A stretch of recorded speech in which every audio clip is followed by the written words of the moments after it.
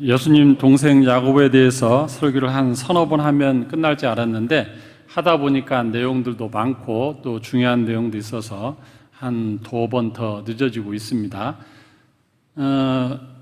지난번에 뭐 어떤 내용 했는지 혹시 기억이 나십니까? 예수님이 십자가 사건 전에 동생을 찾아갔고 또 부활할 때 찾아가서 그를 특채를 했다. 여기까지 이제 했습니다. 이제 특채된 야고보가 어떻게 활동하는지, 예루살렘 감독으로 어떻게 사역하는지 거기에 대해서 이제 말씀을 오늘 드리겠습니다. 예수님이 그 승천하신 이후에 많은 그 변화가 있었습니다. 특별히 그 베드로하고 요한의 활약이 굉장히 두드러졌어요. 부활하기 전까지도 숨어 지내던 그들이 이제는 전면에 베드로하고 요한이 나타나가지고 성전에 당당히 들어갑니다.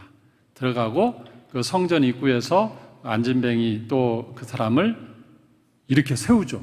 정말 기적이 사람들 보는 앞에서 일어납니다. 나는 은도 없고 금도 없지만 나에게 있는 것으로 너에게 명한다. 나사렛 예수 이름으로 일어나 걸어라. 딱 한마디를 하자마자 그가 펄쩍펄쩍 뛰면서 걷기 시작합니다.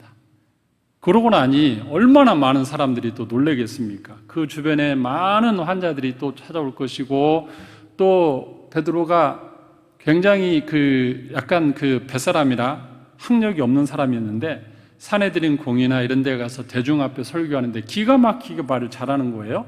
그러니까 사람들이 저 베드로가 언제 저렇게 똑똑해졌지? 뭐 이렇게 표현을 합니다. 근데 더 놀란 것은 그가 한 번 설교를 하면은 3,000명이 회심을 하네. 저는 30명만 회심해도 좋겠는데. 그렇게 해서 이 수많은 무리들이 오기 시작합니다. 그러니까 뭐 설교 한 번 하면 3,000명이니까 몇 달 지나면 금방 몇만 명이 모이기 시작하겠죠. 그래서 이제 이거를 거역할 수가 없는 거예요. 유대교 내에서 이 현상을 이제는 자연스럽게 받아들여야만 하는 그 상황이 됐습니다. 그래서 그들을 뭐라고 지칭했냐면 나사렛 바다 하고 지칭하기 시작했어요. 드디어 이들이 많이 모여서 모임을 하고 안식일 때도 모이고 부활절 주일 아침에도 모이니까 저들은 뭐야? 그래, 예수가 나사렛 출신이니까 저들을 나사렛파라고 지칭하자 하고 이렇게 공식적으로 이제 나사렛파 한 거예요. 그때 당시에 왜 나사렛파냐면 그때 당시 유대교는 분파가 몇 개 있습니다. 지금으로 말하면 우리 기독교에도 뭐 장로교 있고 성결교 있고 순복 있고 막 하듯이 유대교 내에도 분파가 몇 개 있어요. 그 중에 하나가 우리가 잘 아는 바리새파, 그 유명한 바리새파. 그 다음에 사두개파. 이 사두개파하고 바리새파는 지금 국민의힘하고 민주당 싸우듯이 맨날 싸우는 두 존재. 그 다음에 이제 에세네파, 약간 소수 정당, 소수인데 그게 이제 세례 요한이 속했던 그들이에요. 거기서 제침례파 뭐 이런 것도 되고. 그 다음에 마지막 그룹이 이제 레위인과 제사장 그룹. 이 네 개의 그룹이 주도적인 이제 분파였는데 갑자기 여기에 나사렛파가 딱 등장해서 센세이션을 일으키기 시작하는 거예요. 우리나라로 말하면 갑자기 조영교 목사님이 순복음 그 교단이 생기더니 여의도에 막 갑자기 막 수십만 명 모이는 거 똑같은 일이 이제 벌어진 거예요. 자, 이렇게 되다 보니까 어떤 현상이 있겠습니까? 다른 분파 종교 집단에서는 시샘할 수밖에 없잖아요. 그리고 견제할 수밖에 없습니다.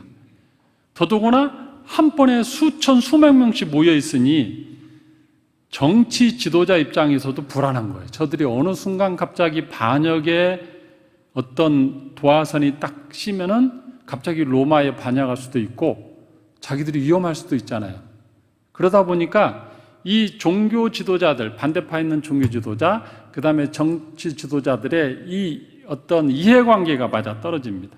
맞아 떨어져서 저걸 그대로 놔둬서는 안 되겠다.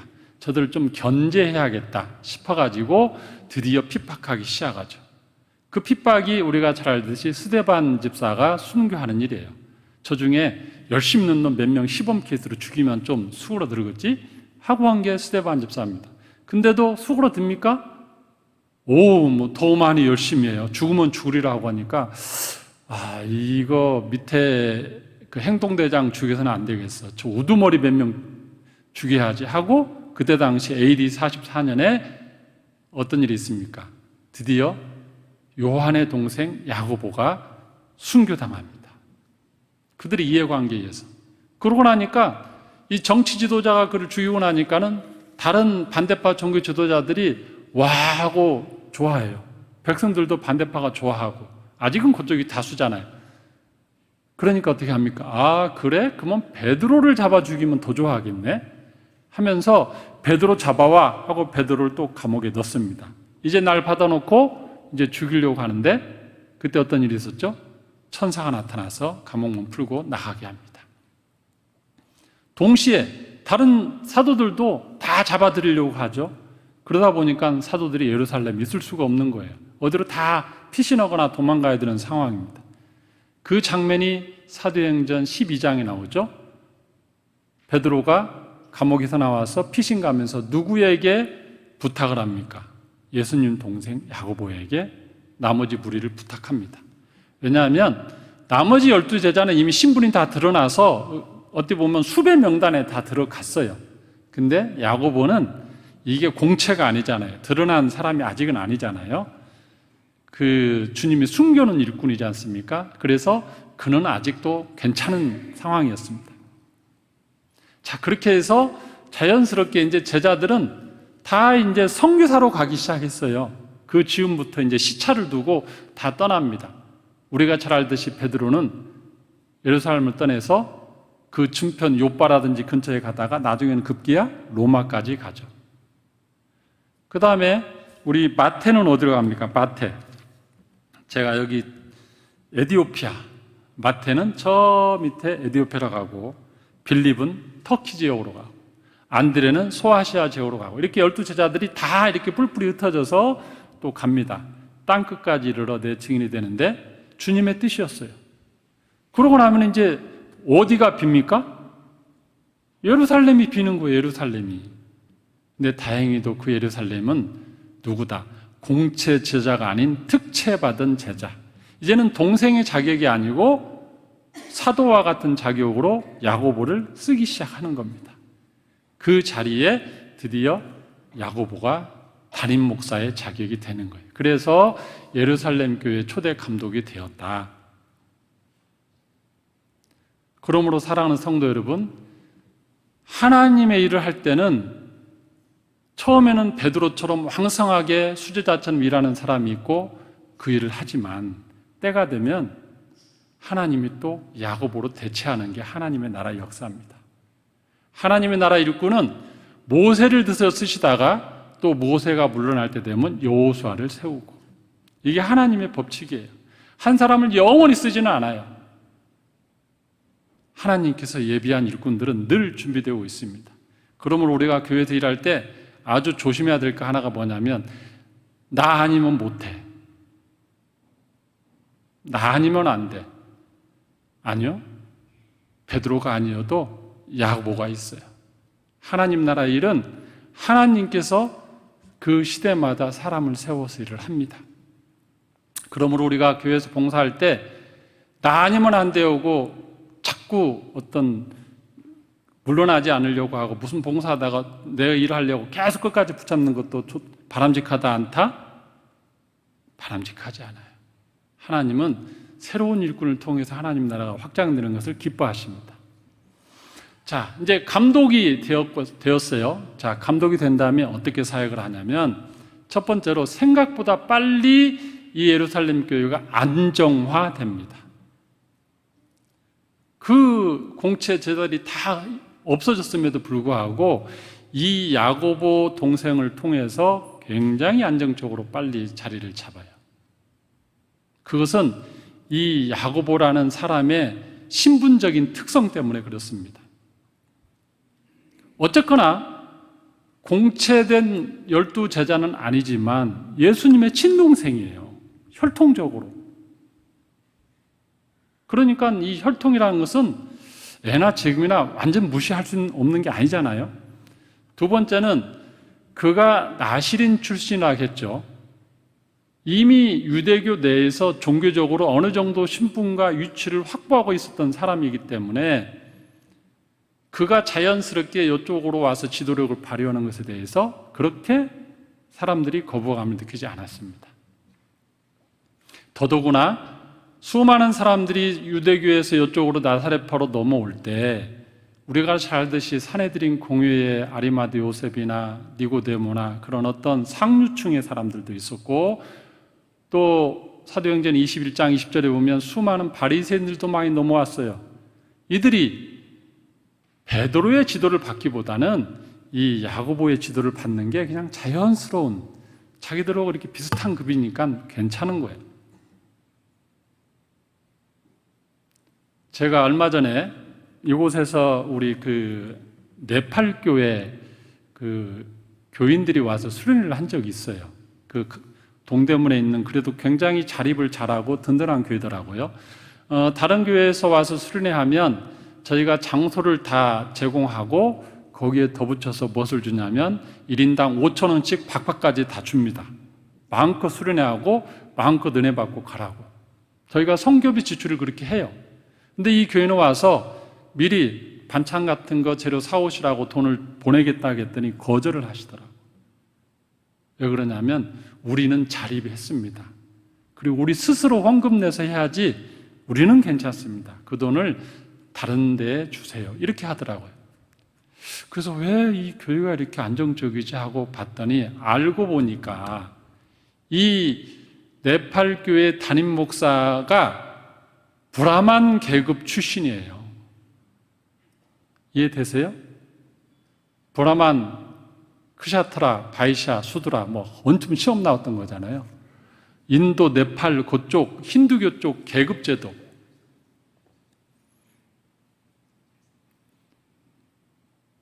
한번 제가 예를 들어보겠습니다. 지금도 인도에 가면 슈드라 계급이 있어요. 빨래하고 뭐 거의 뭐 진짜 하층민처럼 일하는 사람 중에 한 사람이 어느 날 은혜를 받았어. 은혜 받아가지고 신학교에 갔어. 그래서 목사 한 수 받았어. 그래가지고 열심히 가르쳐.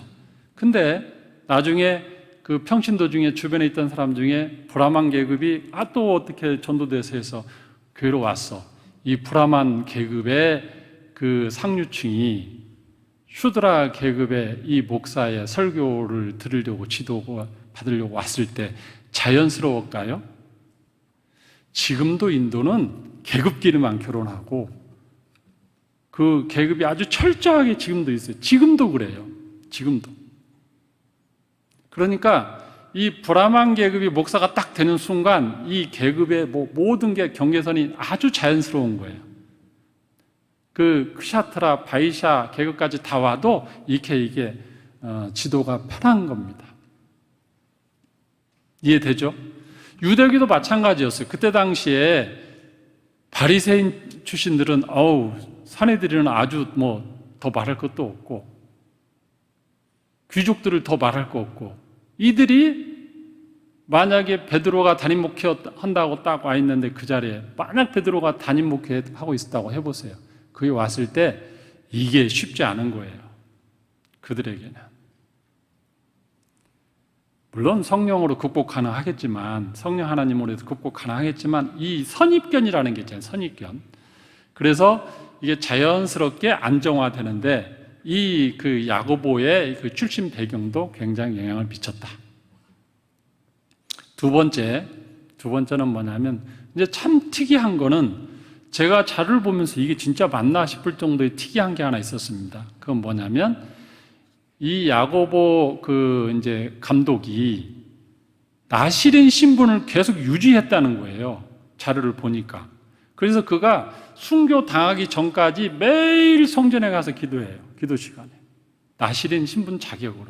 그거를 유대교에서 나실인 신분이 있다가 이 예수를 믿고 성령 체험하고 감독이 된 다음에 요거를 버린 게 아니고 희한하게 겸직을 해요. 자료를.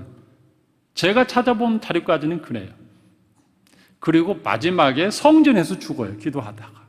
그 자격으로 기도하고 일하다가. 그러니 이게 지금의 기독교적인 시각으로는 이게 앞뒤가 안 맞아요. 지금이 교리적으로는 안 맞는데 어떻게 이게 가능했을까? 저 이건 퀘스천이에요. 근데 분명한 거는 그 시대적 상황에서 주님이 허락했을 수도 있겠다. 이 과도기적인 체제에서 율법을 완전 배척하고 유대교를 완전 배척하고 오직 믿음으로 오직 십자가만 하기에는 시대적 배경이 특히 그 유대교라는 그 예루살렘 한복판에서는 이게 병행할 수밖에 없었구나. 그래서 오히려 주님이 허락할 수도 있겠다. 저는 거기까지는 이제 판단을 합니다. 어쨌든 그 신분을 유지하는 게 오히려 적대감을 해소할 수 있죠.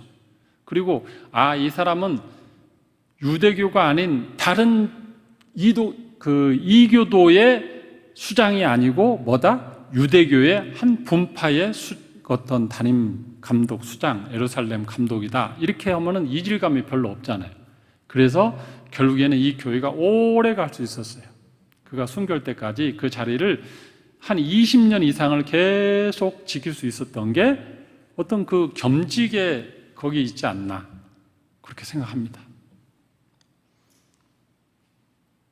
제가 어제 그 오후에 그 사우나를 갔어요. 저는 뜨거운 물에 들어가는 걸 좋아합니다. 온천이 세상에서 제일 좋은 게 온천 가는 거예요. 온천에 가서 이렇게 특히 노천 온천, 우리나라는 그게 없고 일본에는 그런 게 많은데 가서 이제 사우나를 하고 있는데 어떤 분이 이제 열탕에서 이렇게 어떤 할아버지 한 분이 나이 많이 드신 분이 열탕에 이제 앉아서 그 반신욕을 하고 있더라고요. 그래서 제 뒷모습을 보고 있었습니다.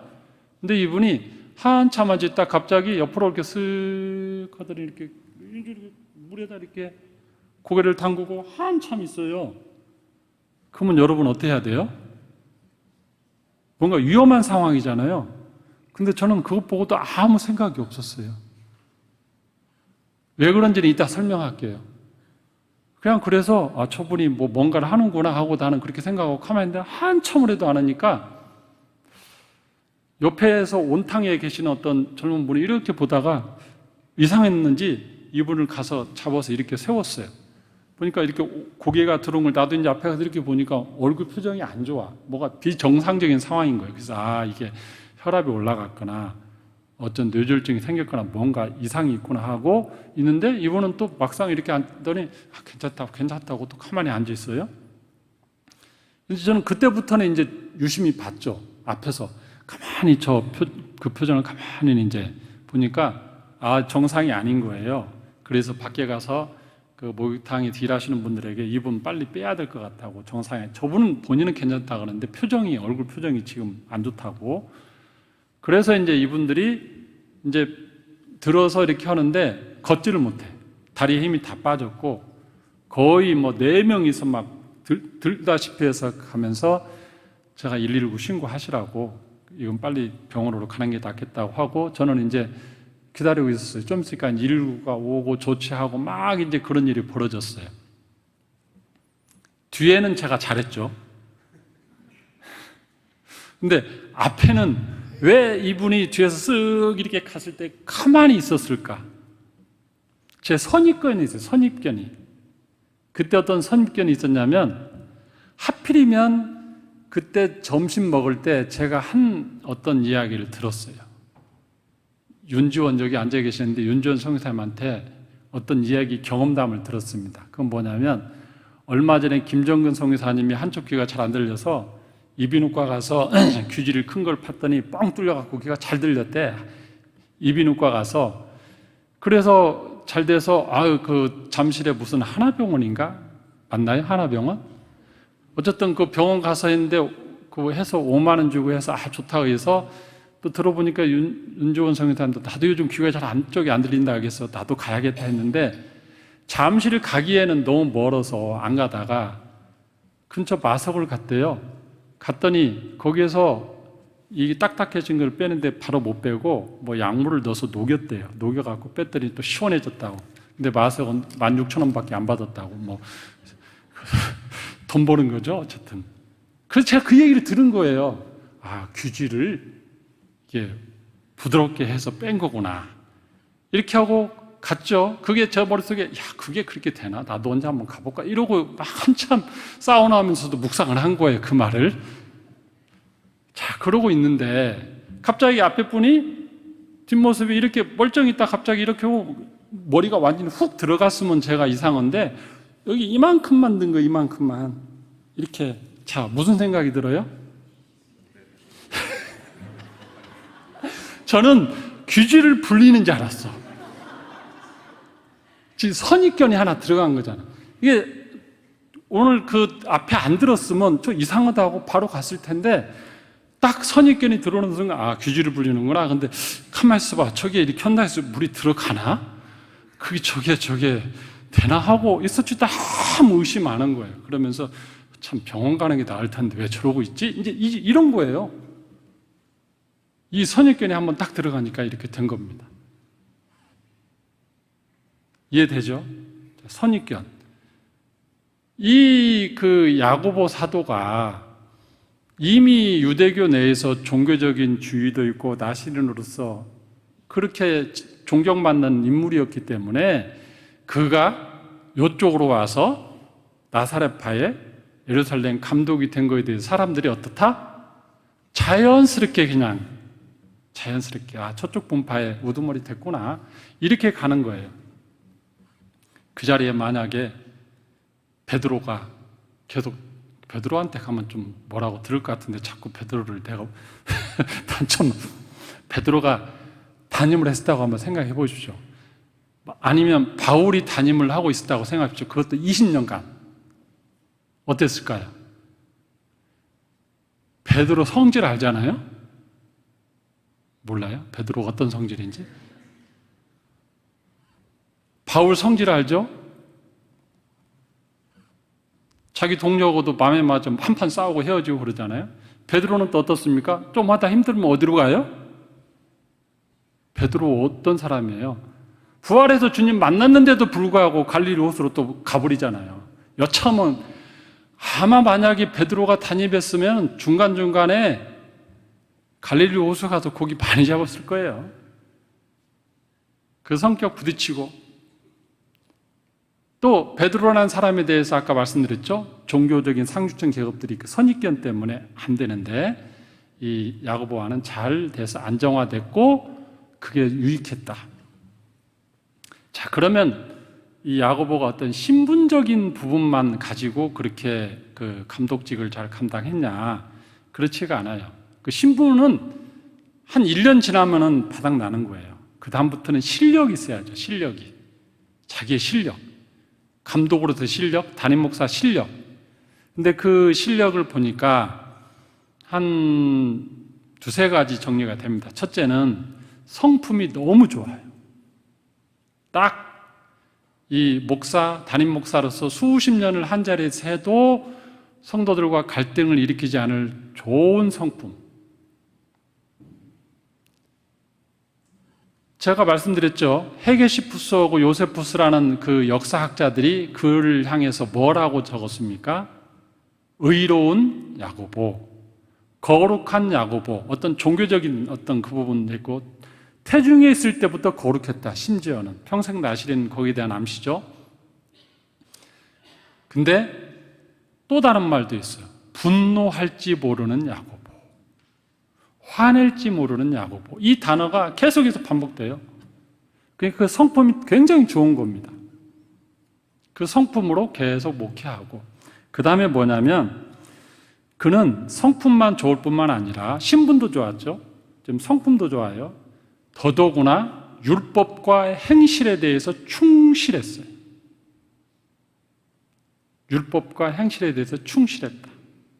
유대기 입장에서는 나사렛파가 등장하면서 바울과 베드로가 성령이 어쩌고 믿음이 어쩌고 막 십자가로 구원받고 막 할 때 유대교들의 입장에서는 이 반감이 있을 수 있어요. 율법은 그럼 어떻게 하고 할례는 어떻게 하고 이 불안한 감이 있었는데 이 야고보는 율법을 준수를 계속하고 있네. 그리고 율법을 강조하고 행함의 믿음을 강조했어요. 그러다 보니까 이질감이 더 적은 겁니다. 다른 사도들에 비해서. 성경 한번 읽어볼까요? 야고보서 1장. 야고보서 1장 1절 보겠습니다. 같이 한번 보죠. 시작. 하나님과 주 예수 그리스도의 종 야고보는 흩어져 있는 12지파에게 문안하노라. 딱 보면은 베드로 사도나 요한 사도가 말하듯이 말하죠. 그 권위가 있고, 하나님과 주 예수 그리스도의 종 야고보는 흩어져 있는 12지파에게 문안한다. 이 동생 야고보가 12지파를 향해서 이렇게 아주 권위 있는 편지를 씁니다. 감독의 자격으로 이 편지를 쓰고, 그 다음에 뒤에 보면 19절 이제 그의 성품이 드러나는 단어가 나옵니다. 그가 야고보서를 쓰는데 그냥 이론을 쓴 게 아니고 자기의 삶을 기록한 거예요. 내가 이렇게 산다, 너희도 이렇게 살아라. 자, 9구절을 보겠습니다. 19절. 내 사랑하는 형제들아, 너희가 알지 못하니 사람마다 듣기는 속히 하고 말하기는 더디하며 성내기도 더디하라. 여기서 뭔 단어가 나옵니까? 성내기는 더디하라. 사람이 성내는 것이 하나님의 의를 이루지 못함이라. 야고보가 어떤 사람이라고요? 분노하지 않는 야고보. 21절. 그러므로 모든 더러운 것과 넘치는 악을 내어버리고 너희 영혼을 능히 원할 바 마음에 심겨진 말씀을 온유함으로 받으라. 그는 어떤 사람이었습니까? 온유한 사람으로 칭함받았어요. 화내지 않고.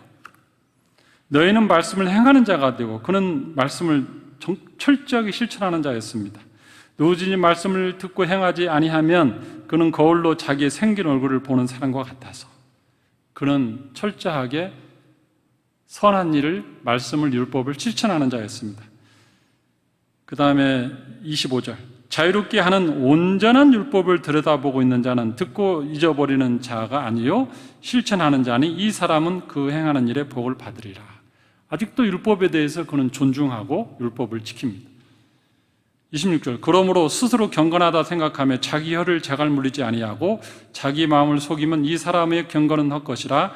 하나님 아버지 앞에서 정결하고 더러움 없는 경건은 곧 고아와 가보를 그 환난 중에 돌보고 또 자기를 지켜 세속에 물들지 아니하는 그것이라. 세속에 물들지 않은 의로운 야고보, 거룩한 야고보. 이 야고보서 1장을 딱 보면은 그냥 자기의 삶을 내가 이렇게 살고 있는데 너희들도 이렇게 살아라요. 오직 믿음으로 말했던 바울하고는 그 어떤 성경 기록하는 패턴이 다릅니다. 자, 이러다 보니까 그 별명이 하나 또 추가됩니다. 어떤 별명이냐면 예수님의 동생 야고보에서 어느 순간 작은 예수 이렇게 별명이 바뀌어요. 예수님의 동생 야고보에서 그의 별명이 작은 예수 이렇게 별명이 바뀝니다. 이제는 동생으로서의 자격이 아니고 이제는 정말 예수님을 닮은 온유한 사람. 예수님이 가장 강조한 것 중에 하나가 온유함이었거든요. 온유한 사람. 그를 보면 예수님이 떠오르는 온유한 사람. 그러다 보니까 그를 보면서 많은 사람들이 공격을 하는 게 아니고 오히려 그에 감동받아서 예수 믿게 되는. 이게 교리로 막 설파하는 게 아니고 그만 봐도 예수 믿는 게 저런 거구나. 품이 있는 크리스찬. 딱 보면 예수의 향기가 나는 사람, 예수 닮은 사람. 이렇게 딱 하고 그 자리를 지킵니다. 사랑하는 성도 여러분, 오늘날 한국교회는 교리에는 강합니다. 십자가의 믿음, 부활의 믿음, 여기에 대해서 확고부동해요. 한국교회는 굉장히 복음적입니다. 저는 이게 맞다고 생각해요. 이게 강점입니다. 근데 반면에 한국 교인들의 행실은 과연 작은 예수라고 칭함받을 만큼 우리는 그렇게 사는가? 일본의 크리스찬들 대해보면은 정말 다릅니다. 제가 몇 번 겪어봤는데 그들에게 있어서 100명의 교인이라 하면요, 우리나라 1000명의 교인의 역할을 할 만큼 그 원주민 크리스찬들은 정말 하나하나가 아주 그 행함이나 그 어떤 행실이나 이게 참 품이 있다, 향기 난다, 예쁜 꽃도 예쁜데 은은한 그 향기가 난다는 느낌이 들 정도로 참 이렇게 돼요. 바로 이 야고보 사도는 그 행함으로 믿음을 전한 거예요. 예수 그리스도와 십자가와 부활을 전했는데 그는 입술로만 전한 게 아니고 교류로만 전한 게 아니고 삶으로 전한 겁니다. 제가 지난주에 어떤 분이 그 글을 하나 보내왔는데 참 이 야고보 사도를 떠올릴 만한 좋은 간증의 글이라서 제가 읽어드리고 같이 그걸 읽고 나서 설교를 마치도록 하겠습니다. 돋보기를 쓰겠습니다. 죄송합니다. 미국에서 있었던 그 자기 그 간증을 적어놓은 것을 누가 읽고 보내온 글입니다.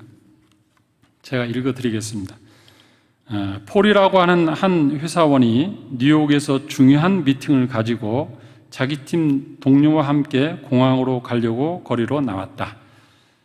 그런데 그날이 금요일 오후 저녁이어서 교통체증이 심해 택시 잡는 것이 거의 불가능해 보였다. 그런데 정말로 기적적으로 빈 택시 하나가 그들에게 다가오고 있었다. 이 택시를 보는 순간 다른 동료들이 손살같이 달려가서 그 택시를 잡아탔다. 그런데 문제가 하나 발생했다. 너무 빨리 달려가는 바람에 바로 길가에서 장사하고 있는 노점상에 야채 과일 박스를 차버리게 되었다. 과일과 야채가 바닥으로 굴러떨어졌다. 그리고 폴의 일행 중 어느 누구도 이를 개의치 않고 택시를 다 탔다. 그러나 폴은 택시를 타지 않고 그 자리에 순간 멈추어 섰다. 택시 안에 동료들이 외쳤다. 빨리 타! 이 택시 타지 않으면 비행기 놓친단 말이야. 그럼에도 불구하고 폴은 나를 놔두고 먼저 가라고 손짓으로 그를 보냈다. 그러고 나서 노점상 할머니에게 다가갔다. 그 할머니는 울고 있었다. 자세히 가서 그 얼굴을 보니 앞을 보지 못한 시각장애인이었다. 눈이 성한 사람이라면 바닥에 흩어진 과일이나 야채를 주었으면 그만인데 앞을 보지 못하는 할머니가 어떻게 그 과일과 야채를 주어 담을 수 있었겠는가?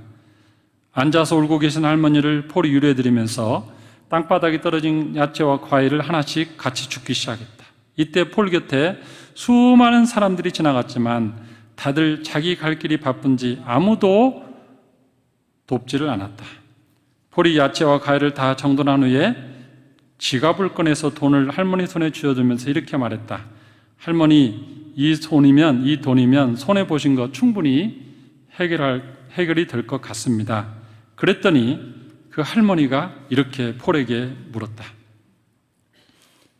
Are you Jesus? 당신은 예수님입니까?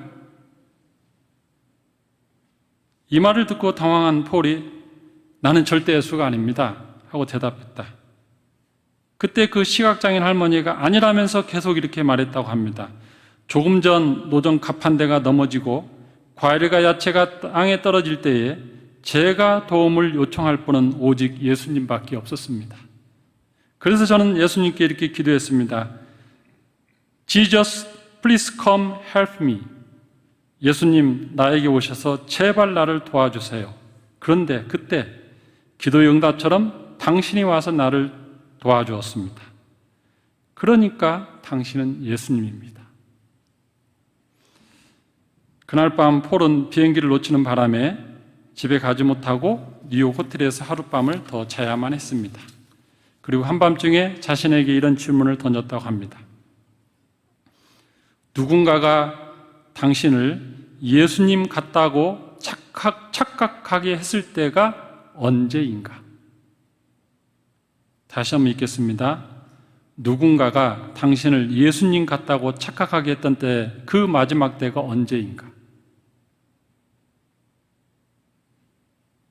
우리 한번 생각해 봐야 됩니다. 우리 예수 믿는 사람으로 교리를 가르치고 십자가를 가르치고 부활을 전파하면서 입으로만 전도하는 것은 아닌가? 작은 예수 야고보처럼 삶으로 예수의 향기를 바라고 누가 봐도 나도 예수 믿고 싶다. 저 사람이라면 나도 그렇게 살고 싶다. 그런 예수를 전하는 우리의 삶과 행실이 있어야 될 줄로 믿습니다.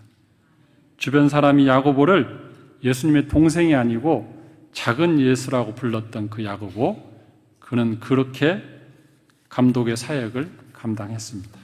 기도하겠습니다. 하나님 아버지, 오늘 야고보를 통해서 그가 어떻게 하나님의 사람으로 살았는지 듣게 하시니 감사하고 도전받게 하시니 감사합니다.